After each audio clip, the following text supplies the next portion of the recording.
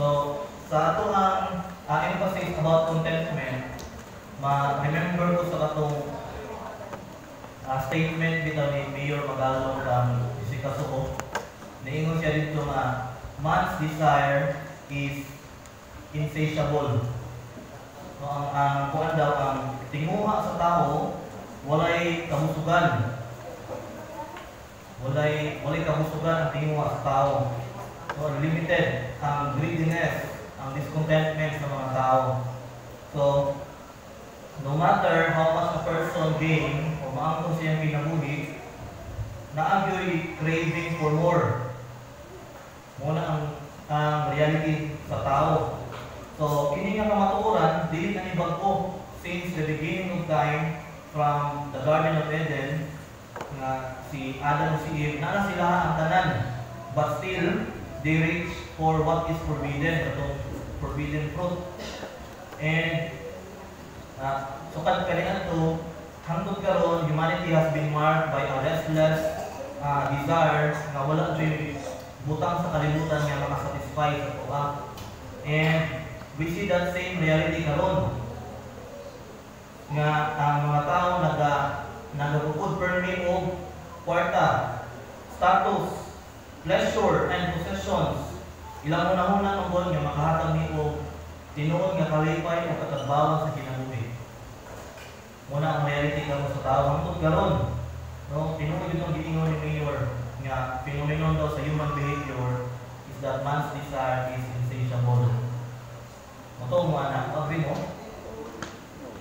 Makita mo po nato no, sa mga makita mo karon. So, ang problema nato karon, labi na sa mga Kristohanon, nga we are never contented sa atong kinabuhi. So, we always want more recognition, more money, more comfort. And atong una-una nga dirira mo ni ang mga utang nga makahatag ka na kalibay. But the more we get, ang tinuod the more we get, the less satisfied we become. O binay kamatuoran.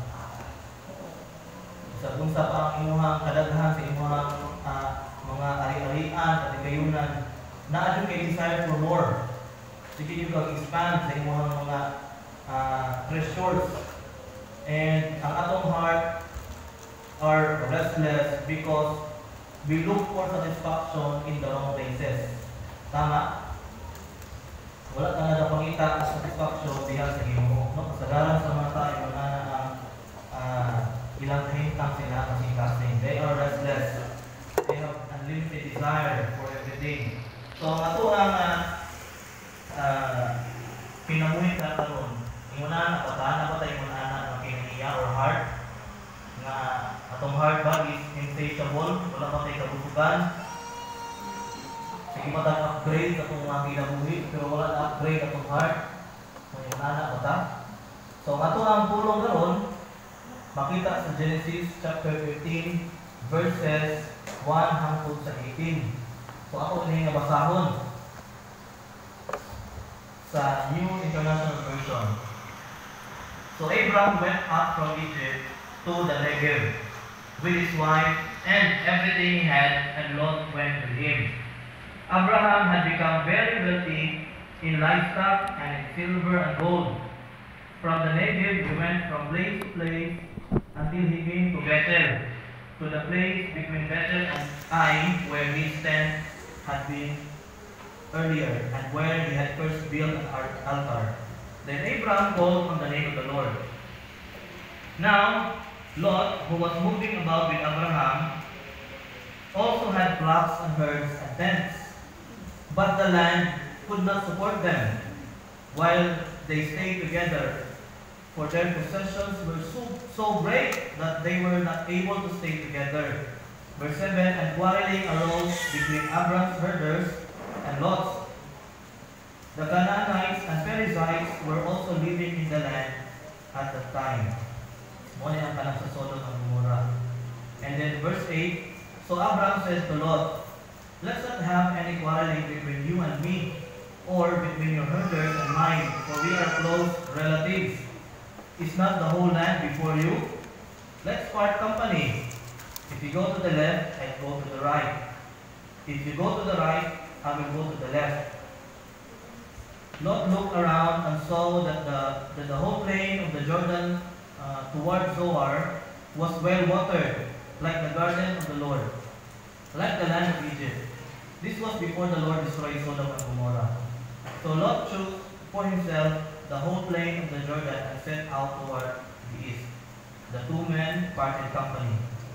Abram lived in the land of Canaan, while Lot lived among the cities of the plain and pitched his tents near Sodom. Now the people of Sodom were wicked and were sinning greatly against the Lord. Verse 14, the Lord said to Abram after Lot had parted him, look around from where you are, to the north and to the south, to the east and west. All the land that you see I will give to you and your offspring forever. I will make your offspring like the dust of the earth, so that if anyone could count the dust, then your offspring could be counted. Go, walk through the land and breathe of the land, for I am giving it to you. And verse 18, so Abram went to live near the great trees of Mamre and Hebron, where he pitched his tents. There he built an altar to the Lord. Let us pray. Father, we thank you sa imong pulong karon. Tuloy ni Ginoo nga ang tining nga masabtan o makahatag ka namo o pagbadlong itaman ni heart nga insatiable. Ginoo tuloy ni nga makabalumi sa imong kabubuton sa imong kinabuhi by being contented. Father, we trust you all of these things in Jesus' name. Amen. So once again, ang ato ang title sa atong sermon karon is When God is Enough. So sa ato ang gibasa na text, makita nato nga ang Ginoo di ay gusto niya nga magkinabuhi ta in contentment. Nga naay katabawan sa kinabuhi. Because He alone is our true source of satisfaction and security, not possessions, people, or positions. Muna ang gusto sa Ginoo nga atong buhaton, makontento ta tungod kay siya man ang source sa ato ang satisfaction and security, no dili sa mga butang. Mahimo ra ta na contented if nato si Christ itong kinabuhi. Muna ang gusto sa Ginoo nga kinabuhi ta with contentment. So ang pamutan na karon, how can we live in true contentment? Kung saan nga kung magpinabuhi nga makontento ta, mapuyo ka sa kalimutan nga sige ka og upgrade, no, mga cellphone, sakyanan, mga sanina nga to, kita upgrade, pero paano man ta maging contented ani nga kalimutan? So una, by choosing peace over possessions, no, sa verses 1 to 9. Sa atong gibasa na text kay na si Abraham ug si Lot, mga parente man ni sila, di ba? Pag-umangkon niya si Lot. And then, ang nahitabo, grabe niya sila kadato, grabe pag-prosper sa ilahang panginabuhian. Dako na sila sa territory, tungkol kay grabe naman ang ilang kahayupan. Nga, they prospered so greatly, so much, nga ang ilang territory could not support them, ang sila duha. So verse 6, and then in verse 7, kani nga great abundance nila, nakapahimo sila mga herdsmen nga nag-conflict sila, nag-away na sila kay ang uban manginom naman siguro sa asa nila itugway ang ilang mga kahayupan or mag-inom din sila sa source sa tubig. So niingon si Abraham nga dili man ta angay mag-away, di ta mag-away kay parente ra ta, dili pag pwede na mag-away ang imong tao kung ako ang tao. Muna in verse 9 niingon siya na busa magbulag ka, no, isay si Abraham nga mag-separate na lang sila. So si Abraham, siya man ang paano ang tigulang sa ilaha. Instead of demanding his rights, nga siya ang unang mupili, pero nagpaubos siya and offered the first choice of land kang Lot. No, niingon siya nga pagpili niya asa imo ha. Kung dili ka na part sa right, ako na yung mato sa left. Kung sa left mong ganahan, ako yung mato sa right. Kung napaubos siya, showing that peace with his nephew is more important sa iya ha.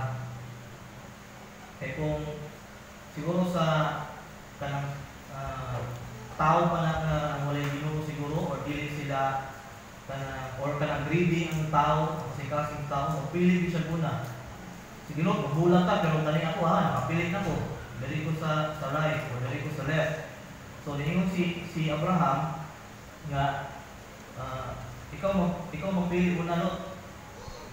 Ang mabili mo ako kung naa siya pagpaubos tungod kay dili siya gusto conflict.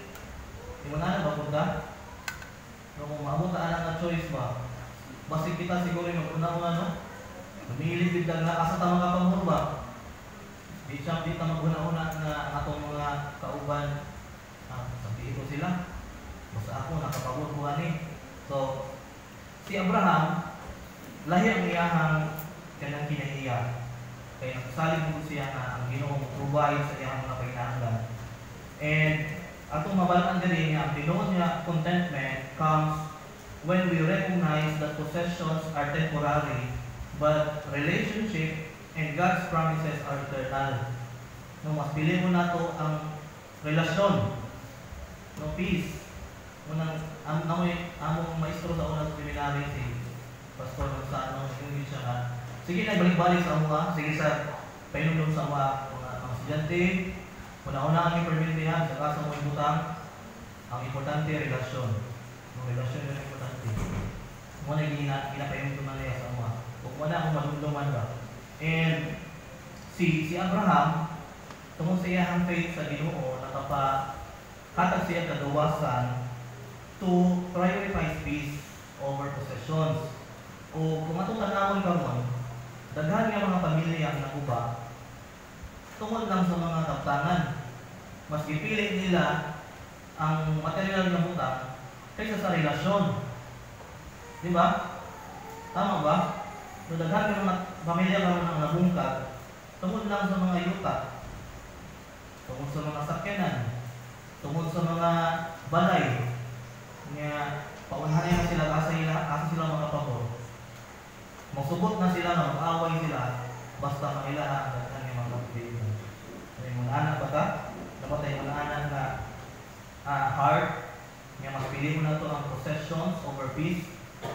So, ang Ginoo dili siya gusto ng mga anak. No? Si Abraham, nagtulog siya o opposite anak. Nag-let go siya sa iyang right to choose. Mas pili mo niya na dili sila mag-away niyo isa sa makaangkon sa atong nindot nga yuta, pero kuan sila, na sila ay dili maayo kamuton. So, nagbulag sila sa maayo kamuton. So, ang gusto sa Ginoo ng atong buhaton nga dapat mas pilion nato ang maayong relasyon kaysa sa mga possessions. So, sa imong kaubalingon ka, are you holding tightly to something like money, no, like pride, or recognition at the expense of your relationship with others? O ba lang imong desire or ang desire nimo bahala wala imong basta wala kay kaaway o wala kay kanang dili sakit kay mga buot. So gusto sa Ginoo nga makabalot ang contentment means being willing to surrender your rights. Magpaubos kasi mo kaugalingon. Gusto sa Ginoo nga piliin mo nimo ang love and harmony kaysa sa mga material things.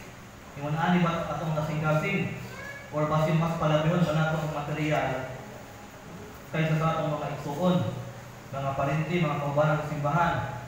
Nung ayaw pagkabalaka kung maalkansi ka, ayaw unang-una nga kanang ikaw dapat na magpabor. Basta importante nga maayo yung relasyon, ayaw kabalaka nga maalkansi ka kaya nakakita mo ng Ginoo sa tuwa. Tama? Nakita ang Ginoo sa itong sitwasyon. Gusto sa Ginoo nga magpaubos ta, magpaubaya na yun ka. No, remember, God opposes the proud but gives grace to the humble. Muna ang gusto sa Ginoo magpaubos ta. Kung natin mapausanon nga kasing-kasing, ma-experience nato ang true contentment. Kung ano yung gusto sa Ginoo. Ikaduha, how can we live in true contentment? By resisting the lure of greener pastures. Verses 10 to 13, di ba, ipapili na ni Abraham si Lot. So, ang gibuhat ni Lot, panaw siya sa palibot niya, nga nakita niya ang fertile Jordan Valley. Niya description sa verse 10, like the garden of the Lord. No, imagine, ang Jordan Valley is a fertile land, like the garden of the Lord daw. So, kung ikaw siguro ko, no, sa sitwasyon ni Lot, ipapili ko, siyempre, kaya ipapili mo lang ko, dito na lang ko sa maayong lugar, katong lugar nga abunda, no, fertile land. But, nag-warn ang scripture nga kaning lugar, double siya sa Sodom at Gomorrah. So, ang scripture nakasulti nga this land was near Sodom, nga diin ang mga tao were wicked and sinning greatly. So, balong ang tanong sa story sa Sodom at Gomorrah, no? Kung sa isa lang diha, homosexuality. No, ang mga lalaki, gusto sila makig-sex sa mga lalaki po. So po, ang ginawa anak, dili siya ganahan anak. So, nang danger sa katong fertile land. Usahay, mga anak ko, no? So, mga nindot ng mga opportunities, usahay, naapoy mga danger behind anak. So, ang ato ang desire for more, sometimes makapabuta sa ato to see those hidden dangers. Kung ato ang heart bitaw kay nag-crave lang for worldly gain, we are risking from drifting away from God. Ingon si Paul baya sa 1 Timothy nga, the love of money is the root of all kinds of evil. Diba tamang yun, no? Mahitabo-tabo sa tuwa ng mga korupsyon. Nga, it leads people into ruin. Una ang katong mga tao mananurap, na ruin yun ang ilang life karon. Nung sugot ka, magbaylo ka silang sitwasyon ron. Daghan po silang kwarta. Pero, wala sila peace. Di na mo ma-imagine ang kada gabi nila nga pagtulog. No? Sige sila gunahuna ba? Tayo sa mga lang yung pagmaw ng mga anak. Wherever na niya nga, wala, di namin makaatubang sa mga tao. Ilan doon sila sa Pilipinas. Subok kalimutan siguro. Sagasa sila siguro kung ito. Alam kita sila makasumay ba? Wala na sila yung freedom.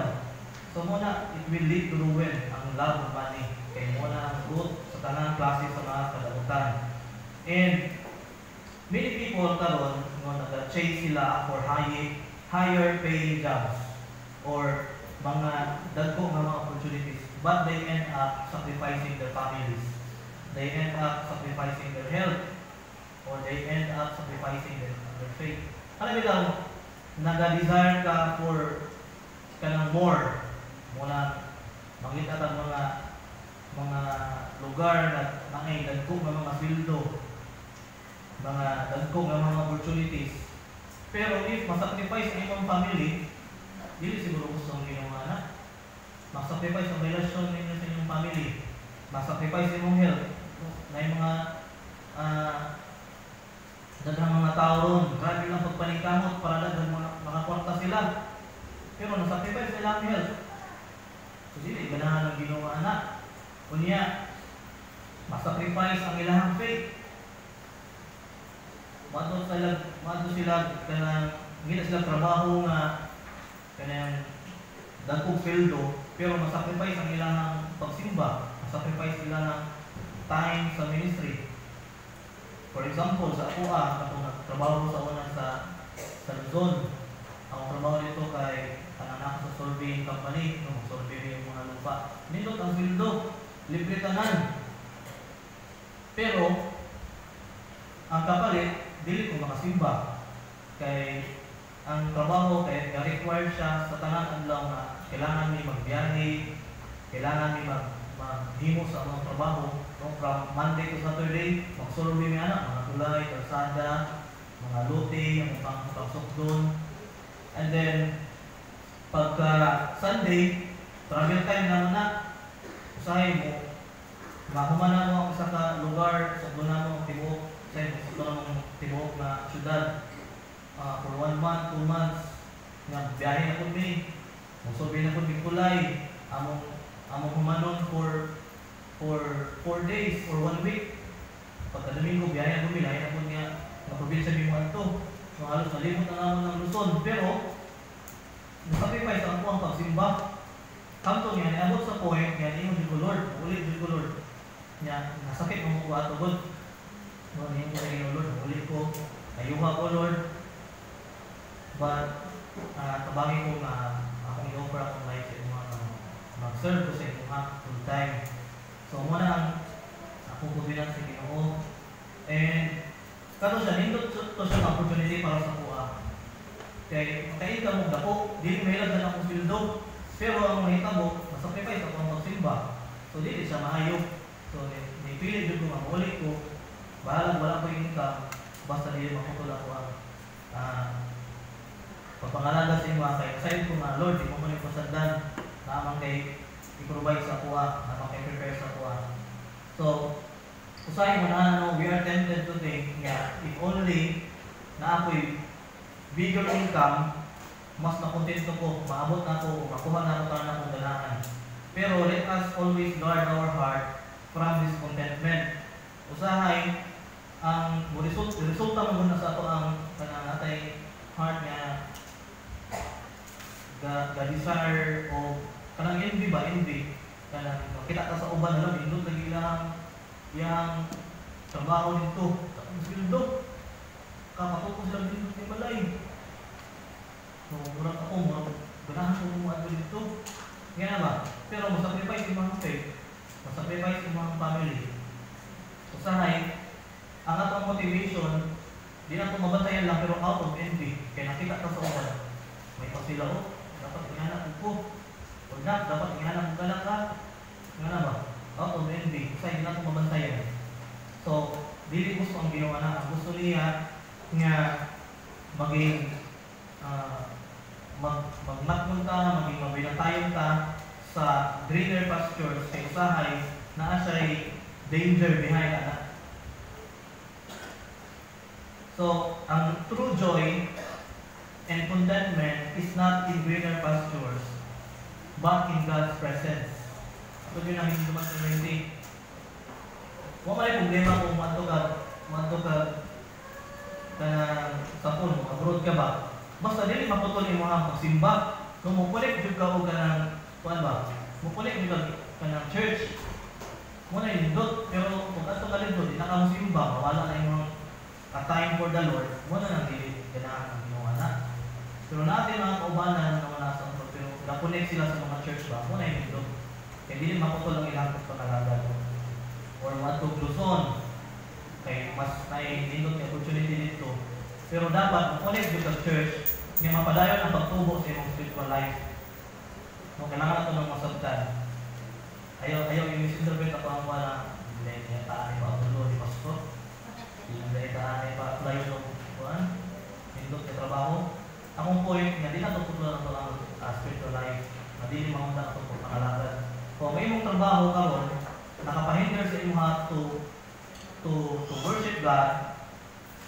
So, red flag na siya. I know nga, di man sa ganang ginoo sa tuwa. And ikatulo, how to live in contentment is by resting in God's promises. Verses 14 to 18.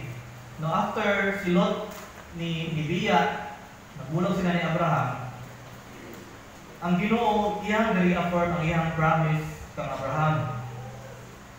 No, ngayon siya na, I would give all the land sa imuha, countless descendants. No, iyang ang iyang covenant, gi-reaffirm ni God sa iyaha. So, iyang gisulti sa chapter 12. And then, instead of worrying about what Lot took katong land nga nindot, si Abraham, naagin siya'y hingpit ang pagsalig sa Ginoo o sa iyahang covenant o sa iyahang response. O sa response ni Abraham in verse 18, nagbuhat siya, altar sa Ginoo. Gusto may pasabot pa magbuhat ng altar, meaning mag-worship ka sa Ginoo. Instead of complaining kang God, Lord, murang nagansi ko ato Silot na inuwi nakapabot. Pero kung wala siya naging mga anak, ang iyang himo inoon, i-worship niya si Lord. Kung kinasayod doon siya na dili siya pasagdan sa Ginoo, na tinuod ang covenant ni Lord sa iyaha. Ang contentment ni Abraham was rooted dili sa iyahang patigayunan o sa yuta, but in the nature of God that He is faithful. Una ang iyahang diha rooted ang iyahang contentment. Ang problema sa mga kasahanon karon is that we easily become anxious, especially kung nasa kawalan or kung makita ka sa uban nga ni prosper man sila Lord. Sila lagi Lord, dinato. Ako nga, dugay na akong pangalagad sa inyo Lord. Siya yung lagi akong sitwasyon. Sila lagi kay, wala sila simba-simba, pero dako man nila ang balay, dako, daghan nila ang mga business. Noon natin mga nung usahay, ako nakaunang ako ba ng magna? Sila lagi Lord. Compare na ako ba? I-compare na ako ba ugalingon? Nga, usahay blinded ko, nga ang Ginoo siya ang atong provider. Di siya mapasagad sa ato usahay magbuhat na mo tayo desire mo na ang source sa ato ang kanang envious heart kay natin desire mo. So, ang problema karon, sometimes we compare or we compete and we complain rather than resting on the promises of God. Muna itong ginabuhat ang natural na reaction sa tao, no, mag-compare ta sa kung kaugaling mo sa uban, usahay makikumpit ta sa ilaha, or usahay ang pinaka-common nga reaction sa mga tao is to complain sa Ginoo. Lord, gano'n man, nanong iunani man akong sitwasyon, Lord, nabatay mo na na pag-complain sa Ginoo, nag-compare ba ta sa ito ang kinabuhi o kinabuhi sa uban. Pero ang gusto sa Ginoo atong buhaton is atong ibutan atong kapahulayan diha sa Ginoo. Tungod kay makasalig mo sa iya na faithful si Lord sa iyahang mga promises sa ato. Ma-remember na ako si Corey Ten Boom. Ako lang ma-mention dito na Corey Ten Boom. Search niyo na.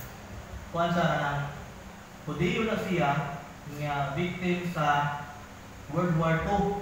Di ba ang World War II, di ba dako sa mga German ang mga Hudiyo para patyon. Usa si Corey Ten Boom ana nga gidako. Nya na siya famous ka quote ingon siya na there is no pit so deep that God is not deeper still. Ang malikot ingon siya, there is no pit so deep that God is not deeper still. Bisan kung sa man ka kaubos ang imuhang maatuan, ang imong sitwasyon, ang love sa Ginoo is deeper still, mas ubos pa siya. Meaning, naa siya gihapon ang iyang love sa imuhan. So kung sa ang imong sitwasyon karon, bisag naa sila ato sa concentration camp, kanang concentration camp, risuhan siya nga diha nila pang-torturan ang mga Hudiyo. Bisag naa sa imuha o naamuan ang sitwasyon, naa gihapon ang love ni Lord sa imuha. Unang iyang encouragement ko, hangtod karon naka-encourage siya sa daghan yung mga Kristohanon nga naka-experience po ng kalisod. No, bisan o they are stripped of everything. Layog sila silang pamilya, sa ilahang land, sa ilahang balay. Pero si Corey Ten Boom, nagsalig siya na ang Ginoo muhatag din sa ilaha o peace. Naagyoy tinungkod nga ang Ginoo mo tuman sa iyang mga promises sa ilaha. No, God is faithful.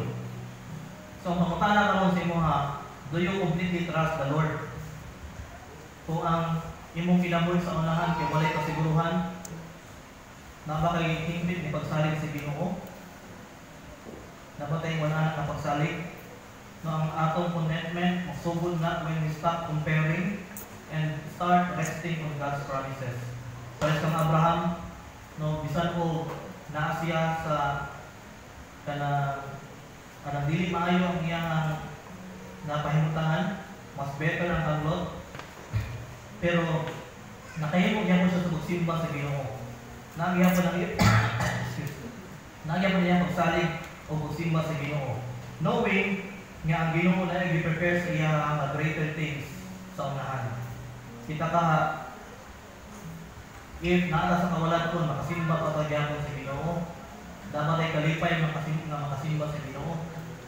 Usahay simba ta pero tay kalipay, no? Different na siya. Kada bitaw naata sa mga kawalan ko pero mahimo gyapon ako nga malipay o musimba sa Ginoo tungod kay natay pagsalig siya nga mutuman siya sa mga saad, dili siya mapasagad. Kung ingon ang pinaiya, then we will experience true contentment. Kung muna yung gusto sa Ginoo sa tuwa. So una-una, kung ingana ba nga itong pagalingon ka, dili man nato maangkon ang tanan ng mga possessions nga gusto nato, pero in Christ, we already have every spiritual blessing. Sa dili makadatot sa kwarta, pero datot ka sa imong karakter, datot ka sa love, datot ka sa pagpasaylo, no, datot ka sa pagpasensya, datot ka sa imuhang relasyon sa imong mga kaubanan. Mo na yung pinaka-importante sa tanan. Kaya wala man ay pulos kung daghan ka kwarta. Niya pagabot sa unahan, daghan kang kaaway, no, para sa mga diskaya ba. Kaaway na yung halos ang Pilipino karon. Sugod ba kayo na anak ka? No, dahil siguro ba masugod mo? Muna, ang gi-prove na ba na mas importante yun ang relasyon kaysa sa kwarta. Dili po sabot nga, tinabog ka man ang kamot. Pero ang kanang desire for more ba? Kaya diya mo muna magsugod yung mga love for money. Nga na kay desire. So let us examine our hearts today. Parehas ba ang Lord?